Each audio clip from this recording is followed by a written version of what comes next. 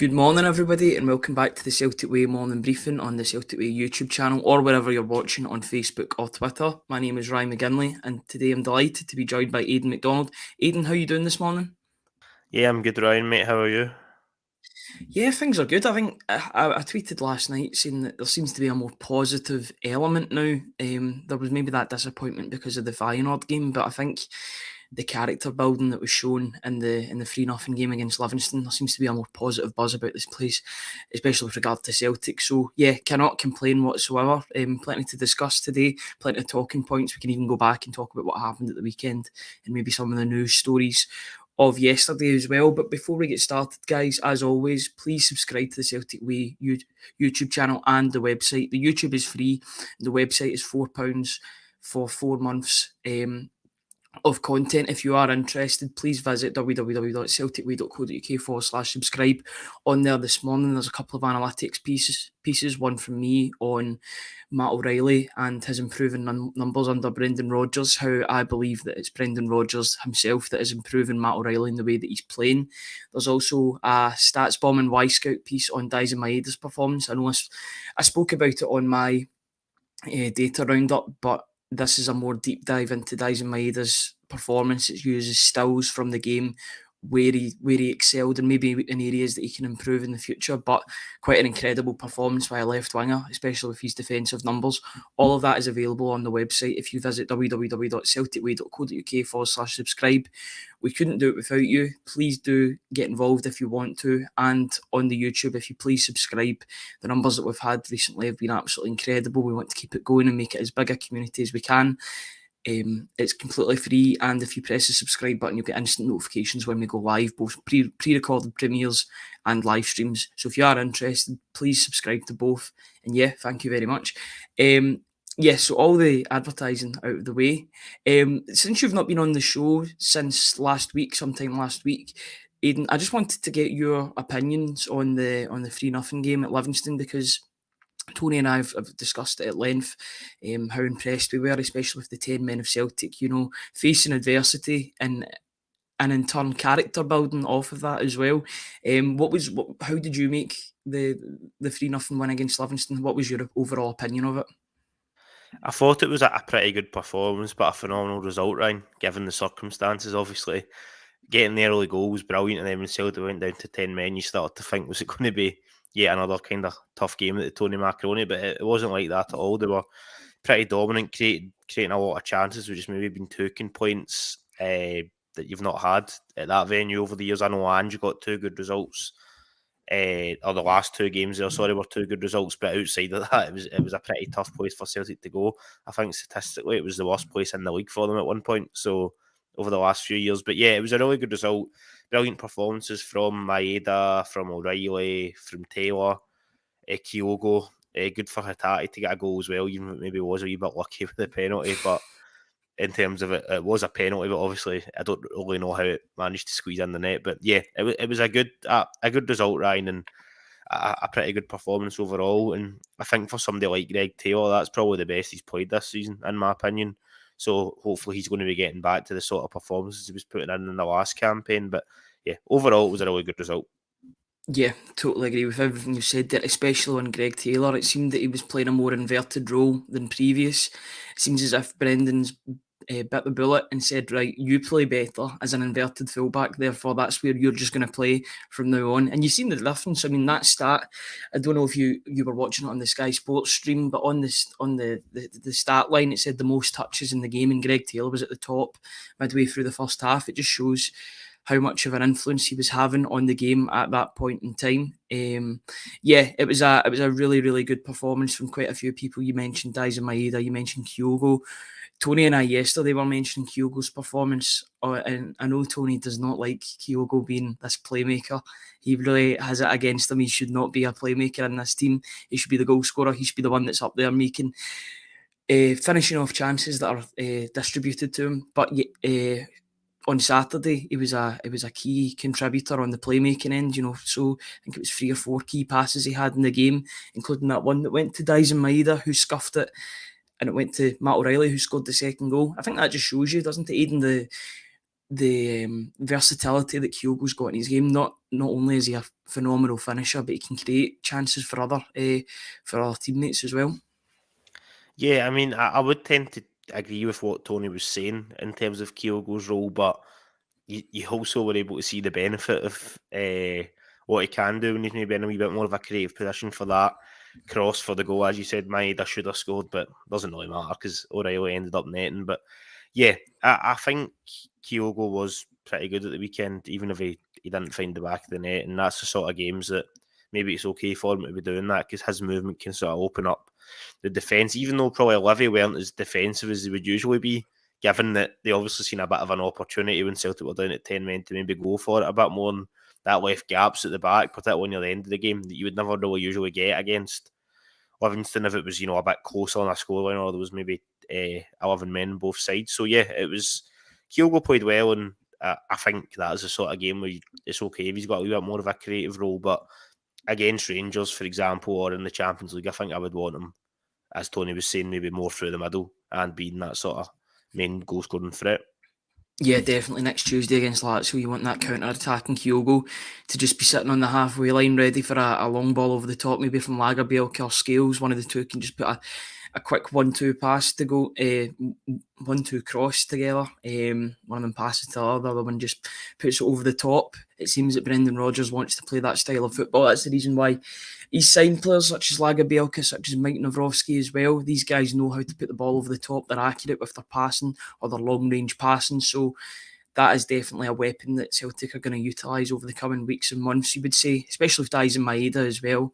What an incredible performance from him. Not just his defensive work, but the goal in the 95th minute, the stoppage time winner. Only Daizen Maeda would be making that much effort in the 95th minute. And he gets his rewards. He sits, is it Tom Parks? I think it was Tom Parks. He does a heel chop on the Livingston defender, sits him down, and then puts a lovely finesse shot. I think it was one of those ones on FIFA you hold an L2, and it just goes right into the corner. Shamal George doesn't even go for it. That's how good it was. Took everybody by surprise, including Brendan Rodgers. But would you say that was well deserved given his overall performance in that game? Yeah, absolutely. And as much as he probably should have scored a couple of goals before then, he persevered and kept going right to the end and got his reward. As you were saying, it was a good performance, I thought, from Maeda. When I was doing the ratings, I gave him an 8, and I gave Matt O'Reilly a 9 as like the standout player. But Maeda was pretty close, along with Greg Taylor. It's probably could have picked any of those three. And I know Sky obviously chose Taylor as player of the match, which is fair enough. But yeah, it was great to see Maeda getting that goal because he had worked hard during the game, and for him to get his reward like that near the end was a real positive. But I think he's a brilliant player for Celtic. I know he's maybe got things he can work on, but I think for a lot of games, particularly your games against Rangers and against European teams, he's one of the first names in the team sheet for me, just because he gives you in terms of pressing and defensive work. I understand in games when you're maybe going to have 80% possession, he's maybe not everybody's cup of tea, and I do get that, but I still think he's one of the sort of first names on the team sheet for the biggest games anyway, Ryan.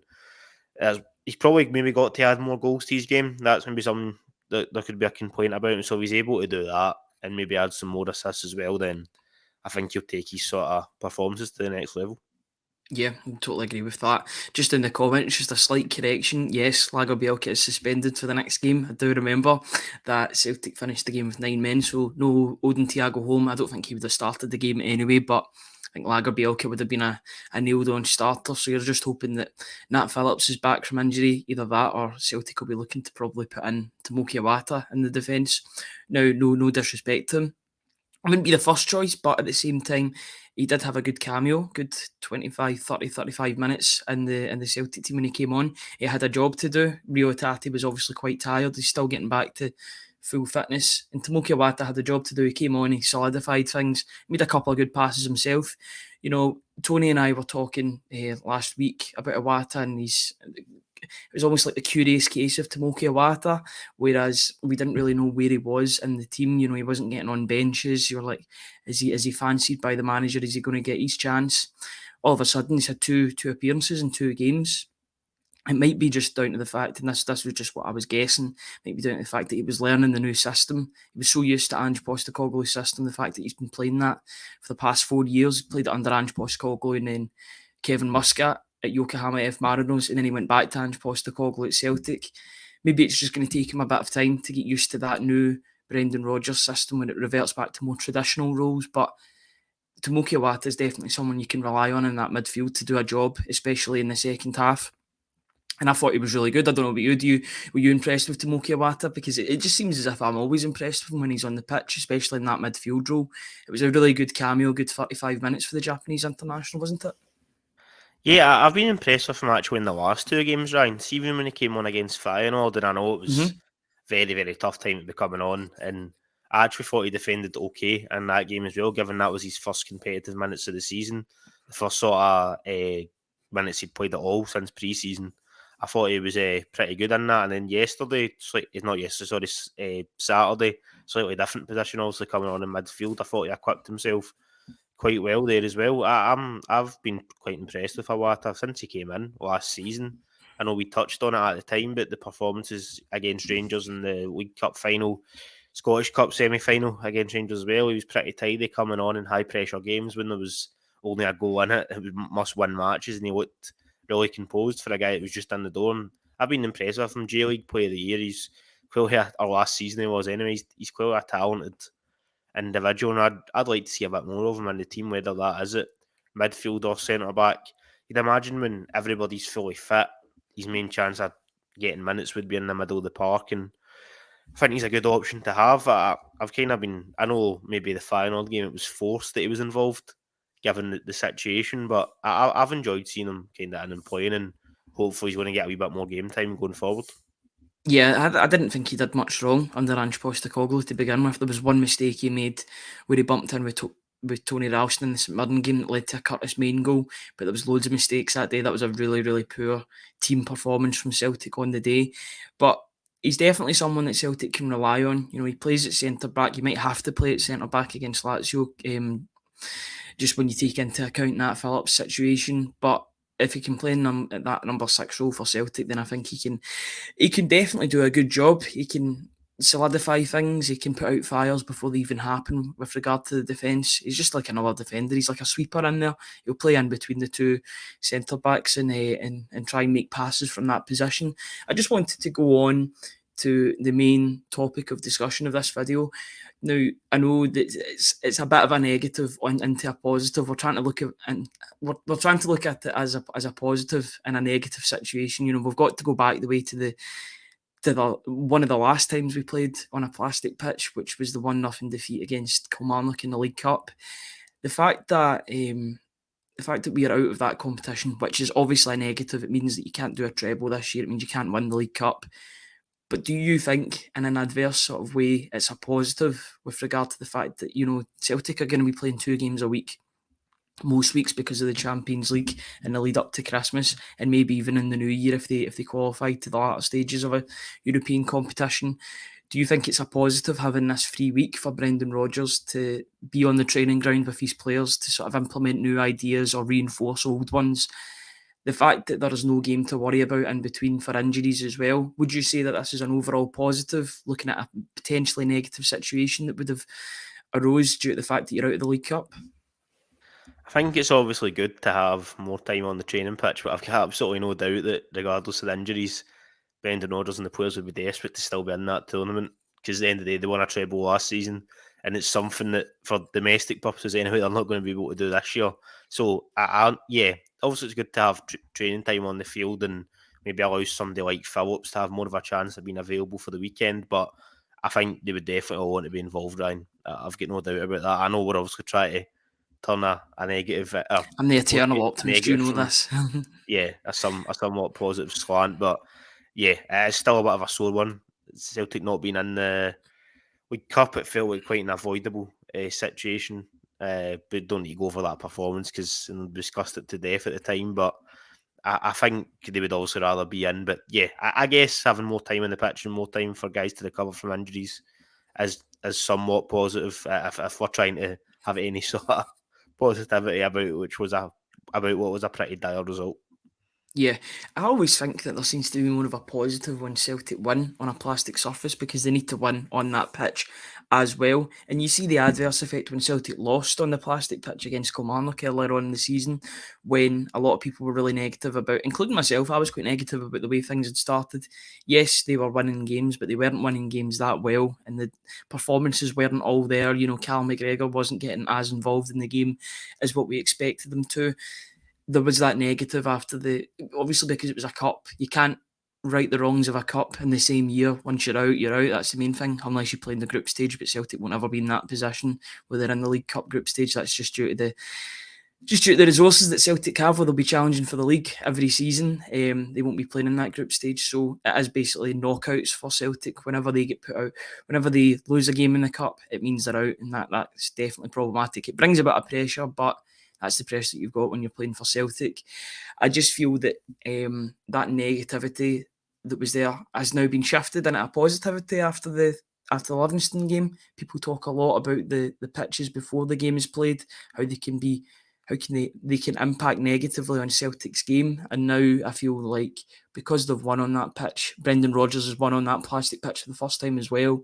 There seems to be a lot of positives. Would you agree with that?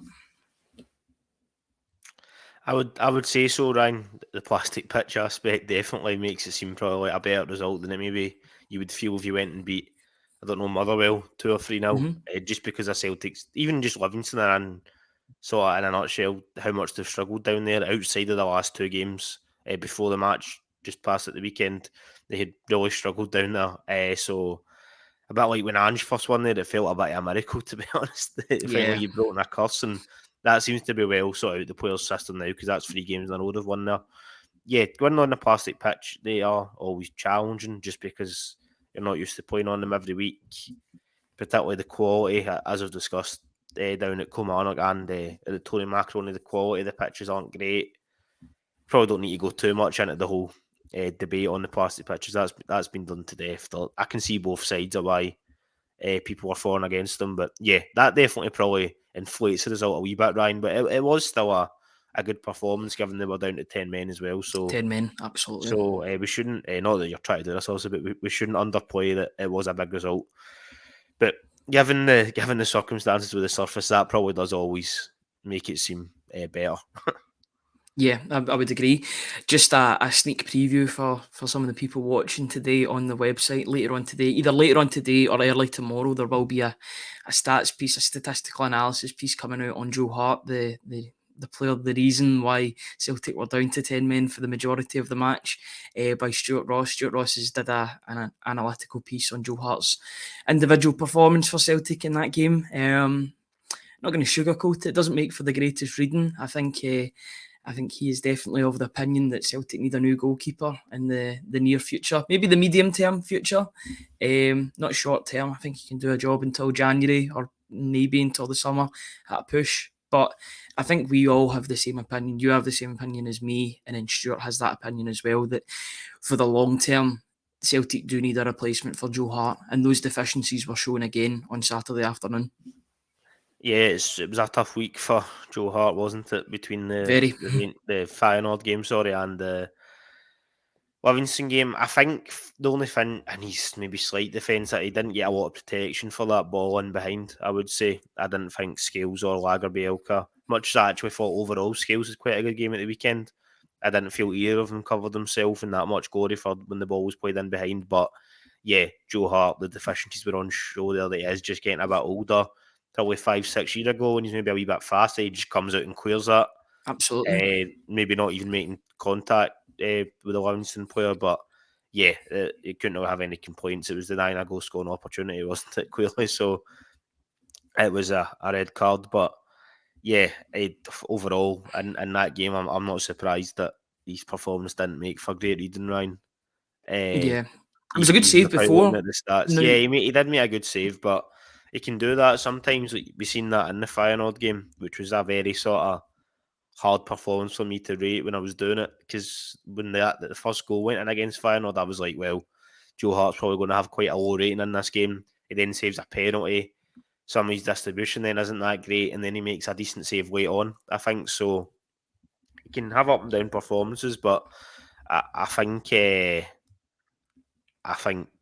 overall we know that Celtic need to upgrade and Joe Hart if they want to sort of take things to the next level in Europe and domestically. And probably the frustrating thing for a lot of fans is that could be seen really since maybe January this year, potentially. I know that's when Tony and I and Sean at the time were talking about it, that's when Joe Hart could have been, Celtic could have been looking to sort of not move Joe Hart on, but look for somebody who can come in and at least challenge him anyway. And the fact that it's sort of dragged on this long is not great, but I don't want to go back into the transfer window too much. We can sort of discuss that Yeah. to death. But I would be surprised if Brendan Rodgers and the recruitment staff weren't looking either to January or even next summer when his contract will have expired if they don't offer him an extension to sort of get a replacement in. Because I think he does need a bit of help in there, at least to challenge him anyway, because I know Bain's going to play at the weekend and I'm not trying to have a go at him, but I don't think anybody would agree that Bain's sort of a long-term option to be the Celtic number one. And Siegrist is obviously frozen out by the looks of it for whatever reason. You know, he's not in the Champions League squad. He's not even making the bench anymore. So I think Joe Hart, at the very least, somebody to come in and challenge him in January to the summer. If not, somebody to come in and replace him, I think long-term will definitely benefit the team. Yeah, yep, absolutely. And it'll be interesting to see who is on the bench on Saturday, that's for sure. Will it be Siegrist? Will Siegrist take his place as the third choice goalkeeper? Which seems a bit ridiculous because he was getting a game every week for Dundee United just 2 seasons ago. Now, for whatever reason, he's been bombed out of the squad. I don't know if that's down to a personal issue. He was getting in, he was getting into squads before the Sydney Super Cup. I don't know if something's happened whilst he was over there, and ever since then, it seems as if he's not fancied. I remember he was getting games in the League Cup as well. You know, did he play against Motherwell at Fir Park? I think I played 2 games in the League Cup last season, Ryan, and I believe that's only the only competitive matches he's played for Celtic.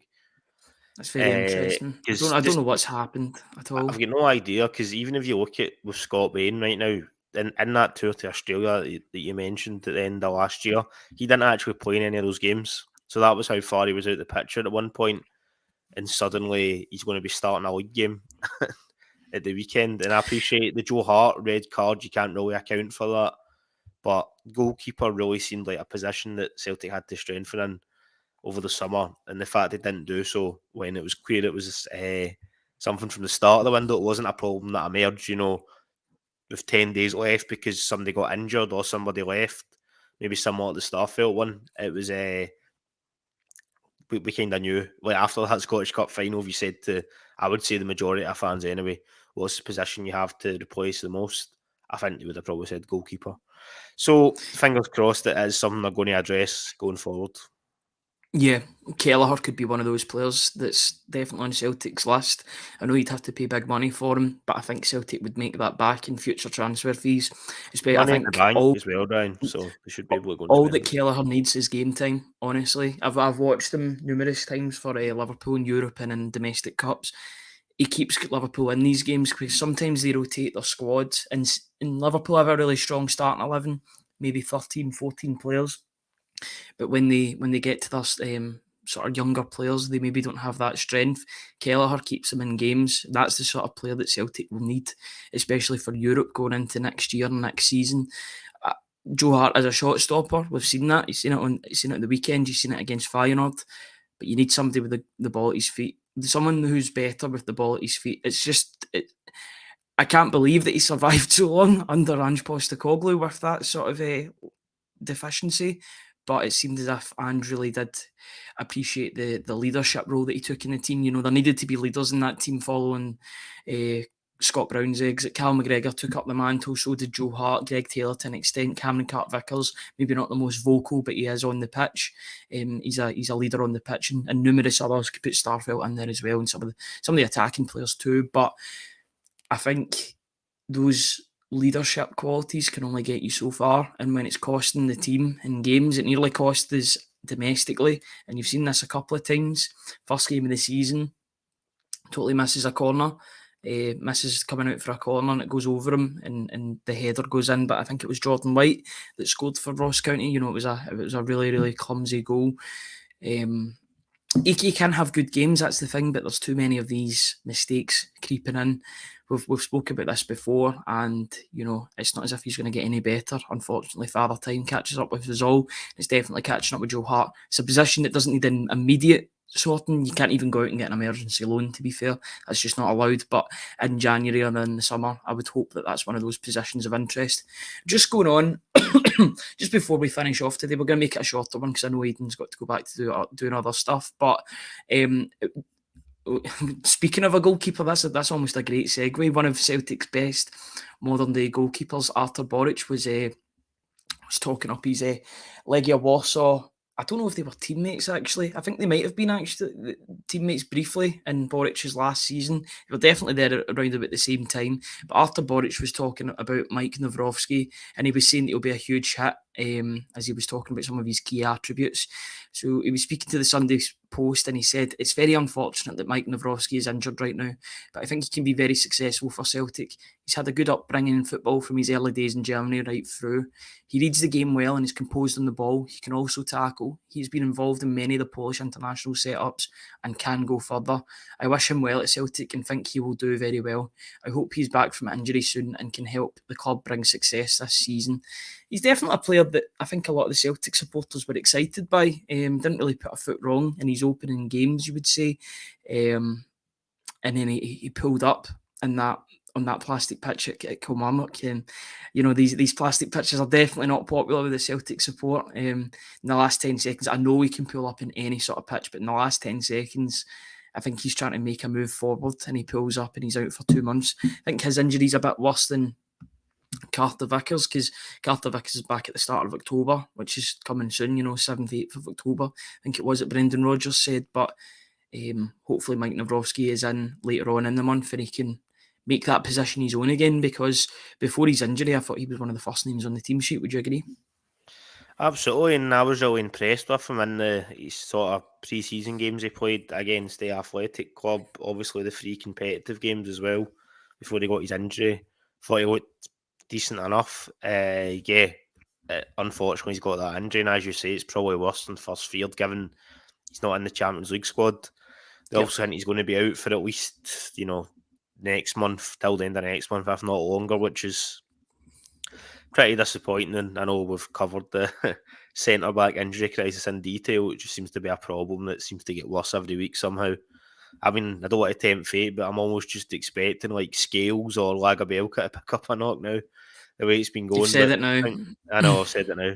Fingers crossed they'll be all right. But yeah, he looked like a good player, and definitely the way he's progressing the ball, which when we had him scouted, that was sort of one of the main positives, that he was pretty good on the ball. So yeah, fingers crossed he's back sooner rather than later. But given he wasn't included in the Champions League squad, it does make me a bit worried that he's going to be out longer than, Carter Vickers, even though originally you were hoping that he was going to be the one that was maybe out the longest and then everybody else would be back by the time he returned, but it doesn't look like that, unfortunately. But yeah, he was obviously a main signing as well in the transfer window, wasn't he? So the fact that he's been out for so long is disappointing, but fingers crossed he'll be back soon. Yeah, Celtic spent the most on him. I think it was around about 4 or 5 million on the player. Definitely a player that Brendan Rodgers had some info about, considering he played against them, or his Leicester team played against Legia Warsaw when he was only 20 years old, and put in a great performance by all accounts looking back on that. Just quickly before we finish, just Mike Novrovsky, I don't know about you, but I think he'll feel like a new signing when he's back. I know he already is a new signing because he signed in the summer, but he only played 3 competitive games before he picked up that injury. He was getting into the swing of things. But the small cameos that we did see, he looks positive. He looks like he wants to get on the ball. Looks a bit quicker than Lagerbielke as well. You're hoping that the two of them can fight it out for that one spot alongside Cameron Carter-Vickers. But yeah, he will feel like a new signing once he's in and around and fully recovered from his injury. And I think that'll push on Lagerbielke as well. I thought he had one of his best games at the weekend. The stats don't lie with regard to his clearances. Him and Scales together put in 22 clearances from the box outwards. So it was a really commanding performance from a duo that haven't conceded any. Funnily enough, they've conceded no goals in the Scottish Premiership between the two of them. I know they have in Europe, and they did sort of concede that goal against Rangers, which didn't count. There was a foul on Lagerbielke. That's what the history books will say. So they've still got a clean sheet all in the Scottish Premiership. But more competition can only be good in that centre back area. Yeah, I mean, I think the longer term sort of plan would have been Carter Vickers and Novrovsky at centre back, and then obviously you would have you know, Lagerbielka, Welsh if he was fit, Scales, Phillips, all them like sort of challenging for other positions rather than having to sort of throw guys in that are maybe third, fourth choice. But it's just a situation to find themselves in. And domestically, they've actually done okay, Ryan, like you say. Mm-hmm. I think once again they maybe could have dealt better with that ball in behind for Joe Hart at the weekend, but probably longer term it'll just be remembered for Joe Hart's red card rather than anything else. But yeah, I think Scales in particular, obviously he's been a bit of a standout. Even against Feyenoord, I thought he did okay, Ryan, to be honest. He wasn't terrible. He made some good interceptions. His passing was relatively crisp. Had a few shaky moments, but then again, he's playing his first game in the Champions League, so that's probably expected. But I think longer term, everybody will be delighted when Carter Vickers and Novrovsky and even Phillips are available. Suddenly that'll feel like you've got a lot of depth there, because Celtic have got, if you want, Kodawata as well as an option. There's a lot of centre-back options there when everybody's fit. It's just the injuries and then guys being out of form that's maybe, and obviously suspensions for the Lazio game coming up, that have made it seem a bit weaker. So yeah, fingers crossed all the guys will be back soon. Yeah, by the new year, it's going to look like a very, very strong centre-back lineup. There'll be 5 or 6 players that'll be vying for a place, and that's probably where the loan market will come in handy for players that maybe won't get a game once everybody's back fit. That's just the unfortunate side of it, but it's good to have strength and depth, and Celtic certainly have that. I haven't even mentioned the likes of Kobayashi as well, who was playing against Ayr. I guess his future probably lies elsewhere, to be honest with you. He was only kept because of the injury crisis, but I think there might be a move in January, maybe back to Japan or maybe in mainland Europe somewhere. That's been half an hour. It's going to be a wee bit of a shorter show, but I really do appreciate you coming on, Aidan, and filling the gap, because Tony's off for the week, so we're trying to get some extra spots for different people to come on during the week. Before we finish off, guys, once again, thank you very much for everybody in the comments for getting involved. If you look at the ticker tape down at the bottom of the screen, if you subscribe to the Celtic Way website, you'll be supporting top quality football journalism covering the club you love at www.celticway.co.uk/subscribe.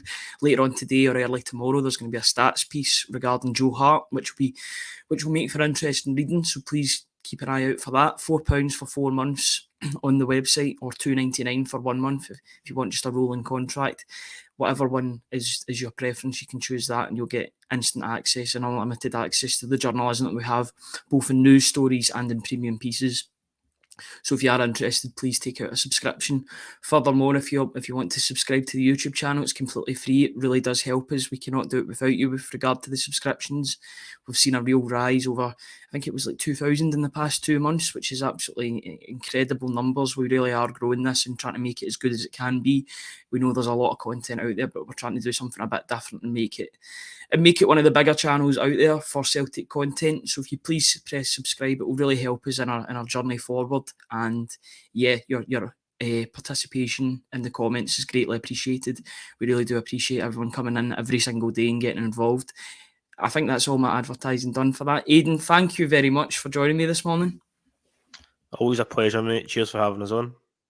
Thank you very much, Aidan. Thank you everybody for commenting once again. Please subscribe to both if you haven't done so already, and enjoy the rest of your day. We'll see you at the same time tomorrow. Cheers, guys.